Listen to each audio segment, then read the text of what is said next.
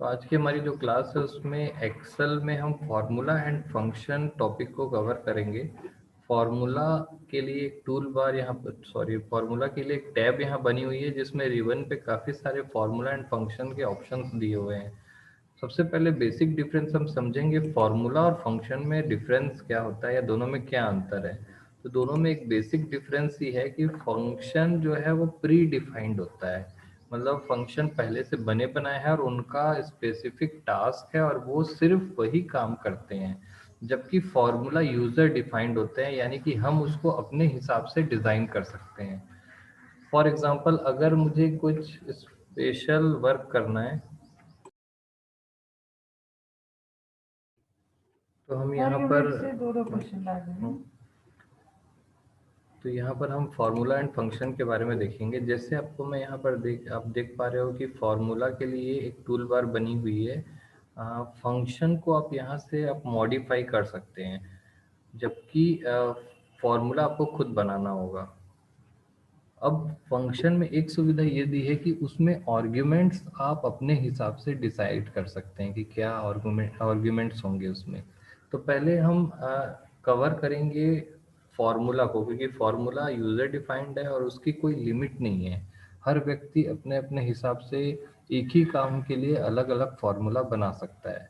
जैसे मैं आपको एक एग्जांपल बताता हूँ कि दो व्यक्ति कैसे अलग अलग फार्मूला बना करके सेम आंसर ले आएंगे और दोनों का फॉर्मूला सही होगा, बट दोनों की स्टाइल अलग अलग हो सकती है। तो मैं आपको एक एग्जांपल यहाँ पर डिस्प्ले कर देता हूँ, मेरे ख्याल से आपको समझ में आ जाएगा। मान लीजिए ये हिंदी के मार्क्स हैं, इंग्लिश के मार्क्स हैं और ये मैथ्स के मार्क्स हैं। किसी स्टूडेंट के मार्क्स यहाँ पर लिखे हुए हैं 25, 56, 42 और ये सेकंड स्टूडेंट के मार्क्स हैं। अब देखिए दो लोग इन दोनों को मार्क्स को सम करने के लिए अलग अलग फार्मूला कैसे बना सकते हैं। पहले मैं इनकी फॉर्मेटिंग कर देता हूँ और आपको यहाँ पर ये क्लियर हो जाएगा। अब मुझे इसका मान लीजिए टोटल निकालना है।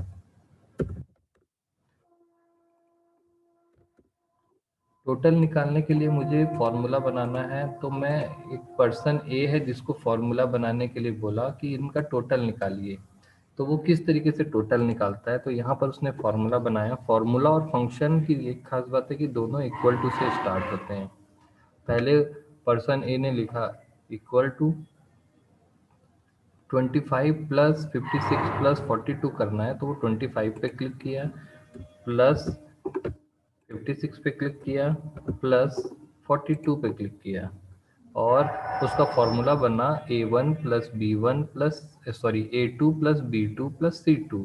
और ये बिल्कुल करेक्ट फॉर्मूला है और इसका जो एडिशन है वो हमको मिल जाएगा। सेम अगर टोटल मैं दूसरे पर्सन को निकालने के लिए बोलूँ तो वो कुछ ऐसा फॉर्मूला बना सकता है, equal to C2 plus B2 plus A2। Formula दोनों के जो लिखने का स्टाइल है वो बिल्कुल अलग है, लेकिन दोनों ही मेथड सही है। मैथमेटिक्स के हिसाब से दोनों का जो आंसर है वो बिल्कुल सही है। तो आप देख रहे हैं कि दो पर्सन है, तो वो एक पर्सन ये फॉर्मूला बनाया, दूसरा पर्सन ये फॉर्मूला बनाया, दोनों ही बिल्कुल सही फॉर्मूले हैं, आउटपुट आ रहा है, बट दोनों की स्टाइल अलग अलग है। तो फॉर्मूला बनाना जो है हमारी स्टाइल और क्रिएटिविटी पे भी डिपेंड करता है कि कितना लॉजिकली हम सोच पाते हैं। तो फार्मूला की कोई लिमिट नहीं है, हर पर्सन अपने अपने हिसाब से अलग अलग तरीके से फार्मूला डिज़ाइन कर सकता है। हमको बस ये देखना होता है कि फार्मूला में कॉम्प्लेक्सिटी कम से कम हो, यानी फार्मूला जल्द से जल्द दूसरे को समझ में आए और आउटपुट उसका बिल्कुल सही होना चाहिए। ये दो चीज़ें हमको देखना होता है। मान लीजिए मैं तीसरे पर्सन को फिर से फॉर्मूला बनाने बोलता हूँ, तो वो कुछ ऐसा बना सकता है, B2 plus C2 plus A2। ये फॉर्मूला भी सही है क्योंकि आउटपुट तीनों में सेम आ रहा है, लिखने का स्टाइल अलग अलग है। तो इन तीनों में सबसे अच्छा फॉर्मूला हम इसको मानेंगे, क्योंकि हम जो राइटिंग की स्टाइल यूज करते हैं वो लेफ्ट टू राइट होता है। तो ये फॉर्मूला सबसे जल्दी लोगों को समझ में आएगा। इस फॉर्मूला को समझने में थोड़ा सा समय लगेगा, इसको समझने में और ज़्यादा समय लगेगा, बट तीनों ही फॉर्मूले को हम गलत नहीं बोल सकते। तीनों फॉर्मूले का आंसर बिल्कुल करेक्ट आ रहा है, केवल लिखने की स्टाइल अलग अलग है। इस फॉर्मूले को सबसे अच्छा बोलेंगे क्योंकि ये दूसरे को जल्दी समझ में आएगा। तो फॉर्मूला वाला जो चीज होता है वो यूजर डिफाइंड है, वो हम अपने हिसाब से अपनी क्रिएटिविटी और अपने लॉजिकल माइंड से उसको डिजाइन करते हैं। तो जो भी प्रॉब्लम्स हमारे सामने आती हैं, जैसे एडिशन है, एवरेज निकालना है, और मैथमेटिक्स की जितने भी प्रॉब्लम है, सभी के लिए फॉर्मूला हम यहाँ पर राइट कर सकते हैं अपनी स्टाइल से। तो ये फॉर्मूला था जो हम अपनी स्टाइल से राइट करते हैं, और ये पूरी तरीके से यूजर डिफाइंड होता है। अब बात करते हैं फंक्शन की। फंक्शन इसलिए इम्पोर्टेंट है क्योंकि इसका एरिया स्पेसिफिक है और इसमें से क्वेश्चंस आते हैं। फॉर्मूले से क्वेश्चन इसलिए नहीं आते क्योंकि वो यूजर डिफाइंड होता है और हर व्यक्ति अलग अलग ढंग से उसका आंसर दे सकता है। जबकि फंक्शन जो है वो फिक्स होता है, उसको उसी पैटर्न में यूज करना होता है। अगर मैं तीन पर्सन को बोलूं कि आप सम फंक्शन का यूज करिए, तो वो तीनों के तीनों सेम पैटर्न को ही यूज करेंगे। क्लियर है? अब एक एग्जांपल भी देख लेते हैं फंक्शन का ही, कि हम तीन व्यक्ति को बोलेंगे तो वो कैसे एक ही पैटर्न को यूज करेंगे। तो अगर मुझे मान लीजिए टोटल निकालना है, मैंने फर्स्ट पर्सन को बोला फंक्शन का यूज करिए। मैं ध्यान दीजिए, मैं फंक्शन का नाम ले रहा हूँ, फंक्शन भी उपलब्ध है ऐड कराने के लिए। इस फंक्शन को बोलते हैं ऑटो सम फंक्शन। ऑटो सम फंक्शन का काम होता है सीक्वेंस में लिखे हुए डेटा को सम करना। क्लियर है? तो पहला जो व्यक्ति है वो क्या करेगा, इसको ऐसा सेलेक्ट करेगा तीनों को, और ऑटो सम फंक्शन को कॉल कर देगा। जैसे ही इस पे कॉल करेंगे तो इसका सम यहाँ निकल जाएगा। ये पहला मेथड होता है। जब आप यहाँ पर देखेंगे, यहाँ पर जब आप कर्सर अपना रखेंगे, माउस पॉइंटर कर्सर हम यहाँ पर रखेंगे, तो आप यहाँ पर देख पा रहे हैं कि एक फंक्शन राइट हो चुका है जिस फंक्शन का नाम है सम। आप फंक्शन की पहचान कैसे करेंगे? फंक्शन कुछ इस तरीके से लिखा होता है, इक्वल टू से स्टार्ट होगा, फिर फंक्शन का नाम होता है, और वो इस तरीके से ब्रैकेट्स लगे होते हैं उसमें। इस ब्रैकेट को फंक्शन ब्रैकेट बोलते हैं, और इन ब्रैकेट्स के बीच में आपको कुछ आर्ग्यूमेंट्स देना होता है। वो डेटा होता है जिस डेटा पर फंक्शन काम करता है। डेटा की जो संख्या होती है, डेटा जो होता है उनको टेक्निकल लैंग्वेज में आर्ग्यूमेंट्स कहा जाता है, और उसकी संख्या जो है फंक्शन के सिंटेक्स पर निर्धारित की जाती है कि कितने डेटा और किस प्रकार का डेटा आप वहाँ पर दे सकते हैं। ये सारे फंक्शंस आप यहाँ पर भी देख सकते हैं। जैसे मैं यहाँ पर फंक्शन को अप्लाई करके दिखाता हूँ। इनका मुझे सम निकालना है, तो मैं लिखूंगा इक्वल टू और लिखूंगा सम, और फिर ब्रैकेट ओपन करते ही देखिए यहाँ पर सम लिखते साथ ही SUM से जितने भी फंक्शन है उनकी लिस्ट यहाँ आ जाती है, और ब्रैकेट लगाने से फिर उस फंक्शन का सिंटेक्स आ जाता है, और उसमें नंबर्स, ये फंक्शन जो है वो नंबर्स को ऐड करता है, इसलिए वो नंबर्स को मांग रहा है आर्ग्यूमेंट के रूप में। तो नंबर्स जो है एक्सेल में दो प्रकार से दिए जाते हैं, या तो आप नंबर्स को डायरेक्टली पुट कर दीजिए, या फिर उनकी रेंज सेलेक्ट कर लीजिए। मैं इन तीनों को सेलेक्ट करता हूँ, तो देखिए रेंज को कुछ इस तरीके से लिखा जाता है, A2 से लेकर के C2 तक। मान लीजिए मुझे A2 से लेकर C200 तक की वैल्यू को ऐड करना है, तो A2 से लेकर के C200 लिखेंगे तो उतनी सारी वैल्यूज जो है वो सम हो जाएंगी। इस तरीके से हम रेंज को कैलकुलेट करा सकते हैं। उसके बाद फंक्शन ब्रैकेट बंद करके जैसे ही हम एंटर मारेंगे, तो हमारा कैलकुलेशन जो है वो परफॉर्म हो जाएगा। ये फंक्शन जो लिखा हमने वो था सम फंक्शन, और ये फंक्शन आपको यहाँ पर फॉर्मूला में मैथमेटिकल फंक्शन के ग्रुप में मिलेगा। आपको मैथमेटिकल फंक्शन में आपको यहाँ पर सम, ये सम फंक्शन यहाँ पर मिल रहा है। तो सम फंक्शन क्या काम करता है देख पा रहे होंगे आप अभी यहाँ पर, कि सम फंक्शन पर जैसे ही मैंने माउस रखा तो नीचे टूल टिप पर उसकी डिस्क्रिप्शन दी गई है कि सम एक फंक्शन है जिसमें number 1 comma number 2 comma dash dash dash, यानी आप n नंबर्स तक 1 to n इसमें आर्ग्यूमेंट पास किए जाते हैं, और n नंबर्स तक आप इसमें दे सकते हैं आर्ग्यूमेंट, और नीचे उसका काम लिखा है adds all the number in a range of cell. Cell के रेंज में, सॉरी, सेल रेंज में दिए गए सारे नंबर्स को वो ऐड करके आपको आउटपुट देगा, यानी कि सम करके दे देगा। ऐसे आप देख रहे हैं कि मैथमेटिकल प्रॉब्लम को सॉल्व करने के लिए इतने सारे फंक्शन पहले से बने बनाए हुए हैं। हाँ तो ये पूछा सारे तो थे जो है ना। फंक्शन है ये सारे मैथमेटिकल प्रॉब्लम को सॉल्व करते हैं।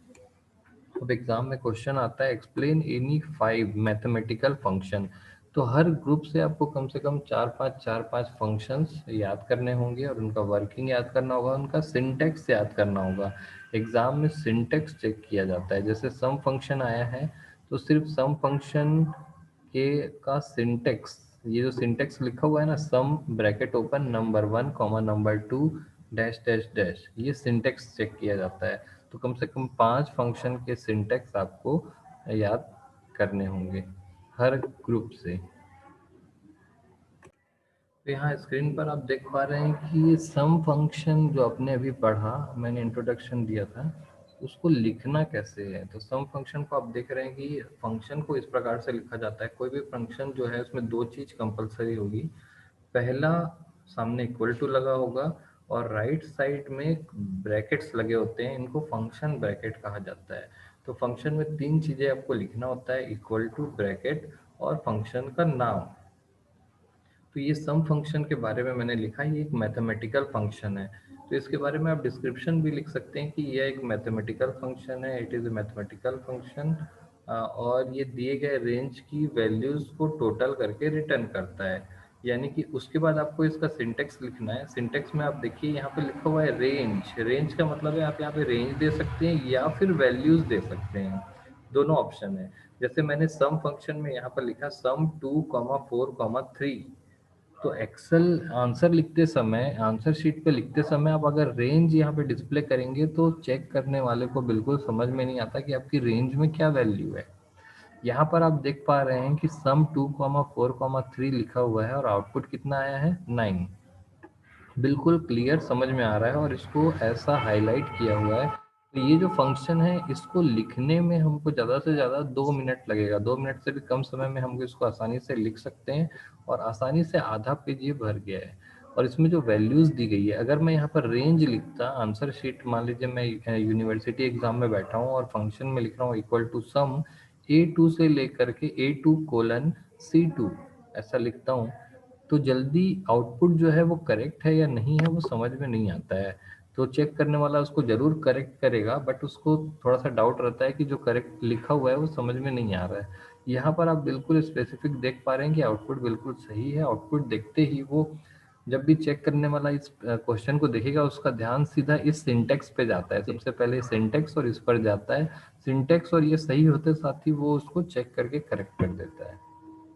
तो ये जो है थोड़ा सा आप अपने हिसाब से भी लिख सकते हैं। क्लियर है? सेम ऐसा ही फंक्शन को लिखने का तरीका आप यहाँ पर देख पा रहे हैं। तो ये पहला मैथमेटिकल फंक्शन है। तो फंक्शन के नाम से क्वेश्चन आएगा तो फंक्शन कई कैटेगरी के, तो आप यहाँ पर देख पा रहे हो कि किस तरीके से फंक्शन को लिखना है। लिखने का स्टाइल आना चाहिए। ये जो स्टाइल है, ये स्टाइल को आप फॉलो करिए। सिंटेक्स, एग्जाम्पल और आउटपुट और फंक्शन का डिस्क्रिप्शन। तो फंक्शन कई टाइप के होते हैं। अगर मैं आपको यहाँ पर दिखाऊं तो आप ऐसा लिख सकते हो कि फंक्शन और फॉर्मूला क्या होते हैं, उनके बारे में डिटेल दिए हुए हैं। वही सब चीज़ें कि फंक्शन जो है इक्वल टू से स्टार्ट होगा, स्पेसिफिक कार्य होता है उसका, और जो मैंने अभी आपको डिटेल में बताया उसी सब चीज़ को यहाँ लिखा हुआ है। साथ ही साथ फंक्शन के बारे में लिखा है कि फंक्शन को कई कैटेगरी में बांटा गया है और ये सारी कैटेगरीज हैं। मैथमेटिकल फंक्शन में 5 मैथमेटिकल फंक्शन हम पढ़ेंगे। पहला आज हमने पढ़ा, इसको लिखने का स्टाइल देखा और साथ ही साथ वॉइस जाएगी।